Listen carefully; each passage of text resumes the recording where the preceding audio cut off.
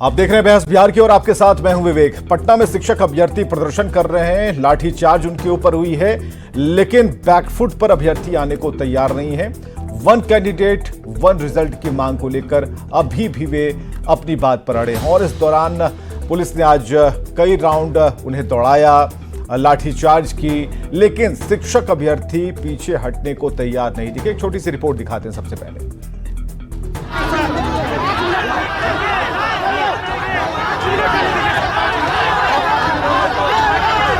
बिहार की राजधानी पटना एक बार फिर रण क्षेत्र में तब्दील होती दिखी।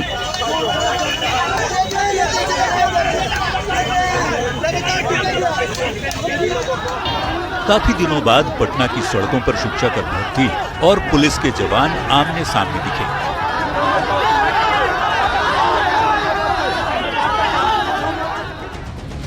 वन कैंडिडेट वन रिजल्ट की मांग के साथ टीआरई 3 यानी तीसरे चरण के शिक्षक बहाली के अभ्यर्थी पटना की सड़कों पर उतरे। बीपीएससी के खिलाफ इन अभ्यर्थियों ने बेली रोड से लेकर बीपीएससी गेट तक नारेबाजी और प्रदर्शन भी किया।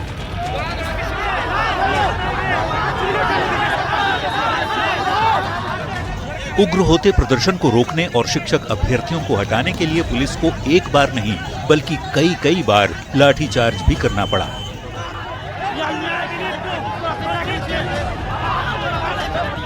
पुलिस के बार लाठीचार्ज के बावजूद शिक्षक अभ्यर्थियों का विरोध कम होने का नाम नहीं ले रहा था। हम लोग पे लाठी बरसात है। हम लोग की पहली मांग है वन कैंडिडेट वन रिजल्ट। उसके बाद बिहार के छात्रों को पहले नौकरी दिया जाए। वन कैंडिडेट वन रिजल्ट और कृपया कर यहाँ के डोमिसाइल नीति लागू किया जाए। शिक्षक अभ्यर्थियों ने टीआरई 1, टीआरई 2 में अन्याय का आरोप लगाया और टीआरई 3 में गलती न दोहराने की मांग की।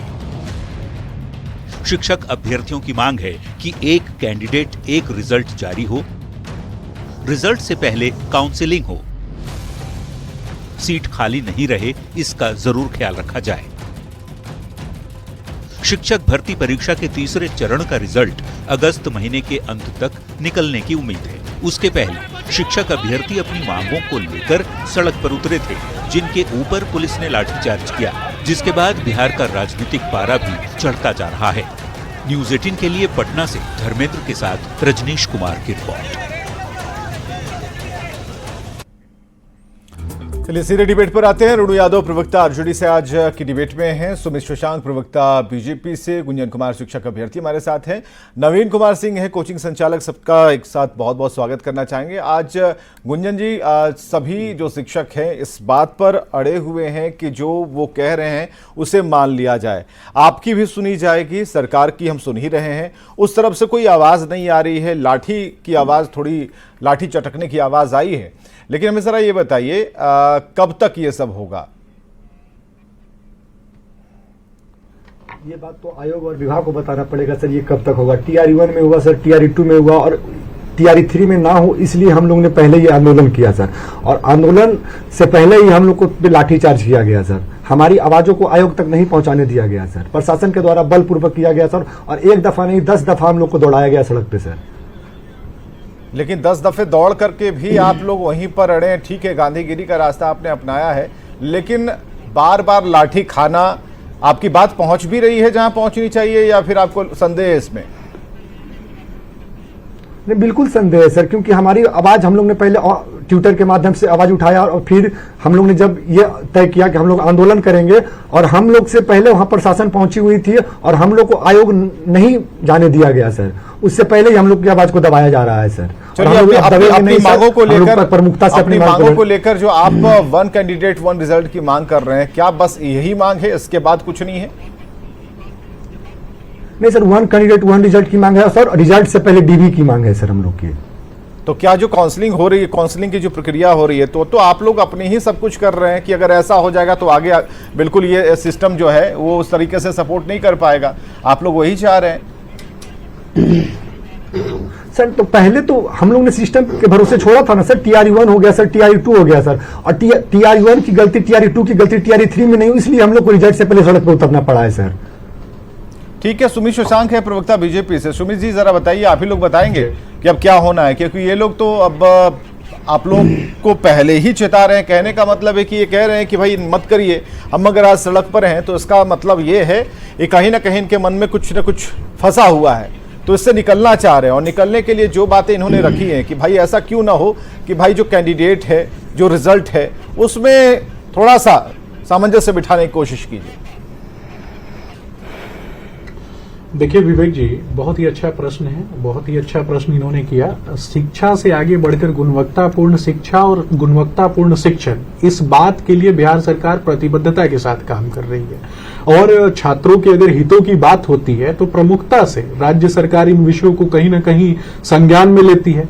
और यहाँ उपस्थित शिक्षक अभ्यर्थी हमारे मित्र उपस्थित हैं, वो भी विभिन्न विषयों को उठा रहे हैं। निश्चित रूप से सरकार कहीं ना कहीं इस बात को मानती है कि प्रत्येक व्यक्ति को कहीं ना कहीं अधिकार है कि वो अपने हितों की मांग के लिए आगे बढ़कर के बात कर सकता है।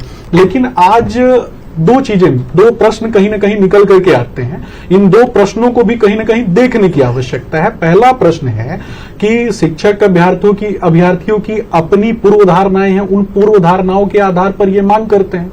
लेकिन बीपीएससी की भी कहीं ना कहीं अपने पूर्व के एक्सपीरियंसेस हैं, उन एक्सपीरियंसेस के आधार पर बीपीएससी जो है वो कार्य कर रही है। और अगर हमारी खास करके राज्य सरकार की इच्छा शक्ति अगर नहीं होती शिक्षकों की नियुक्ति की और शिक्षकों को कहीं ना कहीं उचित स्थान देने की, तो ये पूरी तरीके से दिखाई दे रहा है। ठीक है, और इनकी जो डिमांड है, मैं बताना चाहता हूं, लाठियां, इनकी डिमांड को तो आप किसी तर्क पे ही लाके काट सकते हैं। लड़ाइयों के लिए तो लाठियां खाई थी। नहीं ठीक है, 2 रिजल्ट देने पर एक की जो सीट है जो खाली हो जा रही है, इनका जो तर्क है इस पर आप कैसे इन्हें कहेंगे कि नहीं आप जो कह रहे हैं वो गलत है? हम ये जानना चाह रहे हैं। ठीक है, एक सुझाव की तरह इसे लीजिए। अगर ये कह रहे हैं तो उसमें कहां कोई दिक्कत है, कहां परेशानी है आप लोगों को? देखिए विवेक जी, दिक्कत कुछ भी नहीं है। दिक्कत सबसे बड़ी ये है ना कि समझना है, मैं बार बार कहता हूं कि प्रत्येक विषय का पक्ष और विपक्ष दोनों होता है। छात्रों की मांगे अपनी हद तक जायज हैं, परंतु अगर बीपीएससी 2 जगह पे, 2 स्थानों पे अगर रिक्तियों के लिए अनुशंसा जारी करती है तो उस पे भी देखने की आवश्यकता है कि लोगों के पास ऑप्शंस होंगे, स्टूडेंट्स के पास ऑप्शन होंगे कि वो दोनों में से कहीं ना कहीं चयन कर सकते हैं। चयनात्मक प्रणाली के माध्यम से वो जा सकते हैं उनको जहां भी पसंद हो।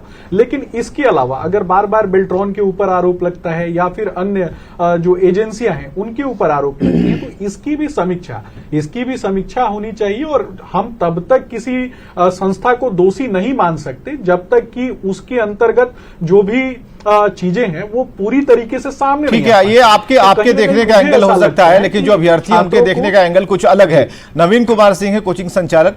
नवीन जी, आप कुछ कहना चाह रहे थे? जी, हम ये कहना चाह रहे थे कि पहले इन बातों पर गौर करना पड़ेगा कि आज क्या कारण आन पड़ा था कि शिक्षक अभ्यर्थी सड़क पर उतरे। आज 2 इन्होंने मांग रखी थी शिक्षक अभ्यर्थी ने। एक तो 1 कैंडिडेट 1 रिजल्ट, और दूसरा सबसे प्रमुख मांग था कि वेरिफिकेशन प्रोसेस में बदलाव की बातें।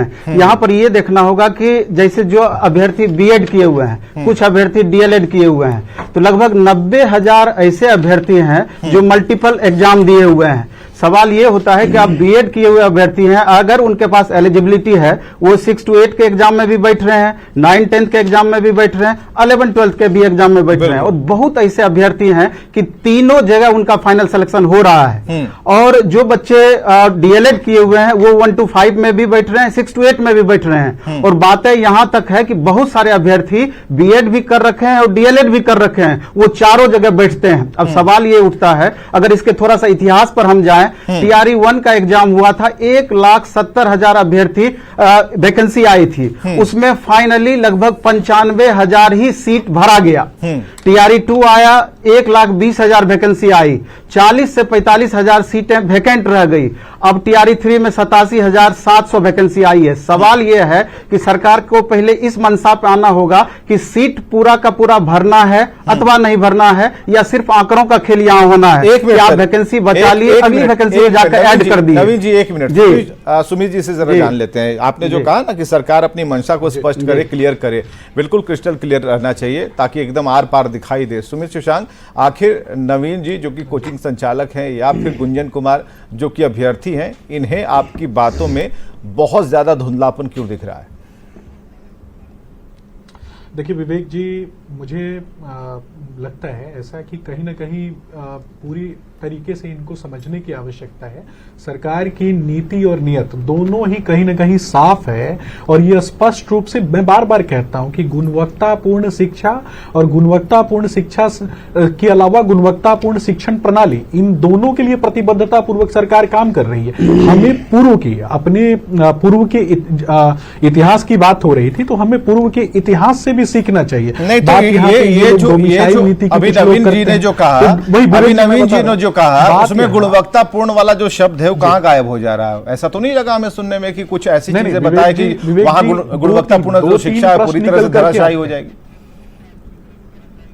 नहीं विवेक जी, 2-3 प्रश्न निकल करके आते हैं, 2-3 मुद्दे हैं, जैसे कि 3 स्थान पे जो सिलेक्शन हो रहा था, इन विषयों पे भी बात हो रही थी, डोमिसाइल नीति पर भी बात हो रही थी, जबकि बाहर के राज्यों से भी कुछ एक बच्चे जो हैं उनको भी बिहार में नौकरियां प्राप्त हुई। तो मैं बार बार कहता हूं कि कहीं ना कहीं हमें अपने पूर्व के इतिहास से भी सीखना चाहिए। हम उस धरती से आते हैं जिस धरती पे नालंदा और विक्रमशिला की जननी है ये धरती। ये तो ठीक है, ये जो आप कह रहे हैं, इस प्रकार की आप ज्ञान की भूमि, तब की भूमि आप बोलिए, उससे मतलब नहीं है। मतलब ये है कि नवीन कुमार जो कह रहे हैं, अभी भी देखिए उनकी उंगली उठी हुई है, यानी कुछ और सवाल बचे हुए। बताइए नवीन जी, क्या पूछना है?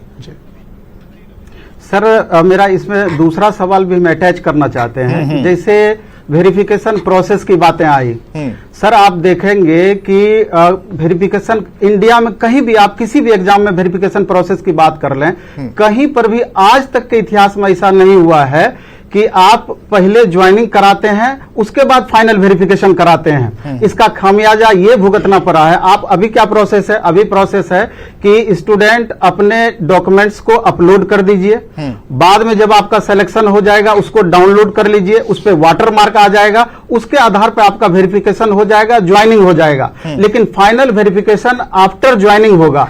इस कारण से सर क्या हुआ है कि अब कम से कम जैसे बिहार के 38 जिले में, हर जिले में बाद में 200 से लेकर 500 कैंडिडेट पकड़ाए हैं, जिनका कि डॉक्यूमेंट्स के कारण, डॉक्यूमेंट्स में गड़बड़ियां थी, जिनका कि सीटेट में मार्क्स के कारण गड़बड़ियां थी, और भी कई सारे इसके बाद सब्जेक्ट कॉम्बिनेशन में गड़बड़ियां थी, बहुत सारे गड़बड़ी जी।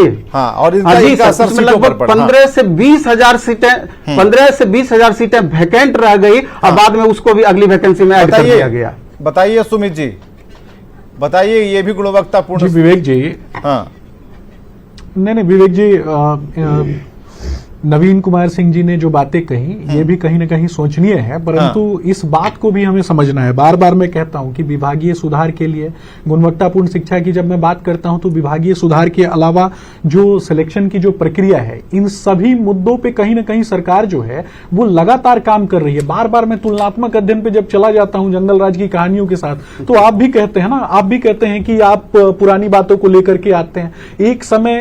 एक समय पूरा बिहार जो है वो अंधेरे में व्याप्त था, लालटेन युग से निकाल करके आज मुख्यमंत्री नीतीश कुमार जी के नेतृत्व, देखिए आप तो मानते हैं कि विकास जो है वो निरंतरता का खेल है। अब एक चीज बताइए, कल तक हाफ पैंट में घूम रहे थे, उसके बाद फुल पैंट पर चले आए, ठीक है, बीच में धोती वाला भी प्रकरण आया, तो हम तो पढ़ते रहे ना।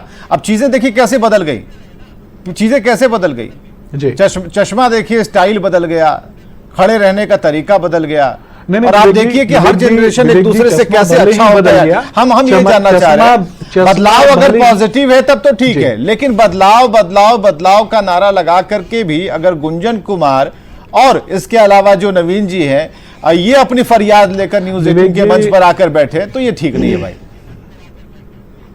विवेक जी, सकारात्मक दिशा में सरकार काम कर रही है, और गुणवत्तापूर्ण, बार बार मैं कहता हूं कि गुणवत्तापूर्ण सुधार और गुणवत्तापूर्ण, एक मिनट जरा रुकिएगा, अरुण यादव प्रवक्ता आरजेडी से, जरा सुनते हैं आरजेडी का पक्ष कहीं ना कहीं दिग्भ्रमित करने वाली दिखाई देती है, उनको स्पष्ट करने का सबसे पहले दिग्भ्रमित हम ही हो जाते हैं। सुमित जी, अगर भ्रम में डालना रहता तो नवीन जी और गुंजन कुमार दोनों मिलकर भ्रम में हमको डाल दिए होते, लेकिन इस भ्रम में हम नहीं आते।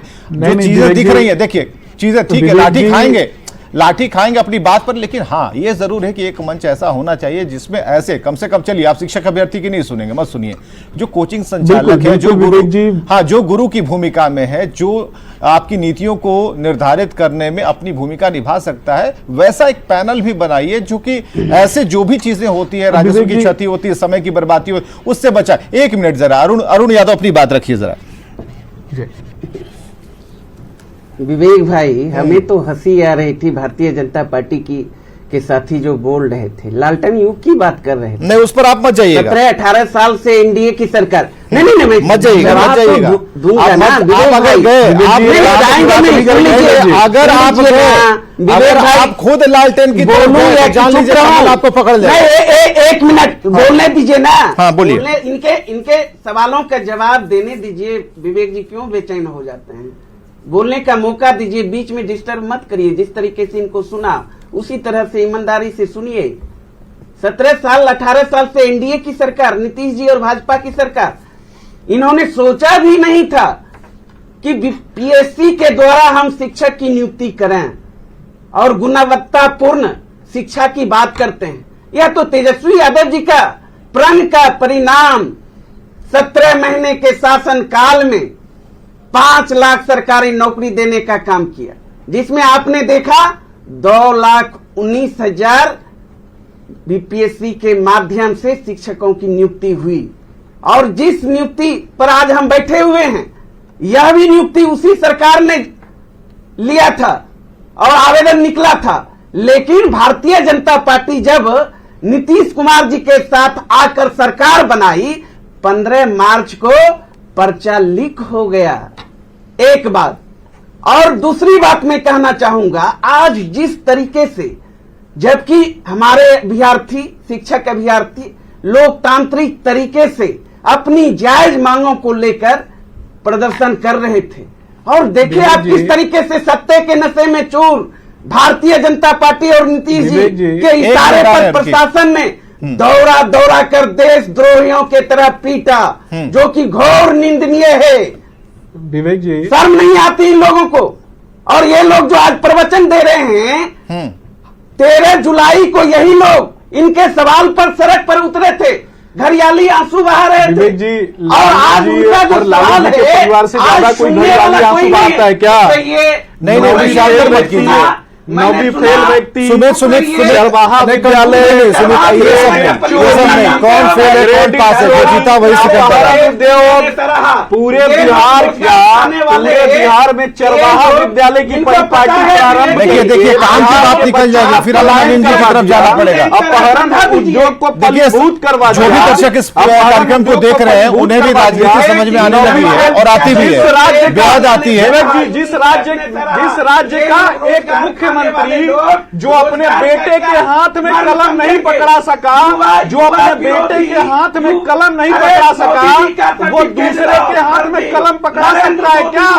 जो अपने पुत्र के हाथ में कलम नहीं पहुंचा सका, जो अपने पुत्र को 9वीं फेल बना दिया, जिसने अपने पुत्र को 9वीं फेल बना दिया, जिसने बिहार के बच्चों के हाथ से कलम छीन ली, जिसने बिहार के बच्चों का पलायन करवा दिया, बिहार में गुंडा तंत्र स्थापित कर दिया, जिसने क्रेडिट चोरी की, जिसने चरवाहा विद्यालय प्रारंभ, ठीक है, किसने क्या किया सबका पब्लिक डोमेन में है, जो भुक्त भोगी उन्हें ज्यादा पता होगा। भूसा लूट करके पूरे, ठीक है नवीन जी, नवीन जी को लाइए, कोचिंग संचालक है नवीन जी आपकी बात सुनेंगे। अभी नवीन, एक मिनट जरा रुकिए। अब नवीन जी और ये हमारे गुंजन जी हैं, नवीन जी गुंजन जी के सामने ये पहली बार हो रहा होगा। नवीन जी पता नहीं आपने पहली बार ऐसा देखा होगा। चलिए रुकिए, हो गया, चलिए हो गया। आरजेडी बीजेपी भाई शांत हो जाइए। अच्छा ठीक है, सुमित जी, अरुण जी, चलिए शांत होइए, चलिए चुप होइए। अरे रुक तो जाइए भाई, हमने आज का जो टॉपिक रखा है वो है कि शिक्षक अभ्यर्थी के मन में क्या है। ऐसा थोड़ी है कि पॉलिटिकल पार्टी के मन में क्या है।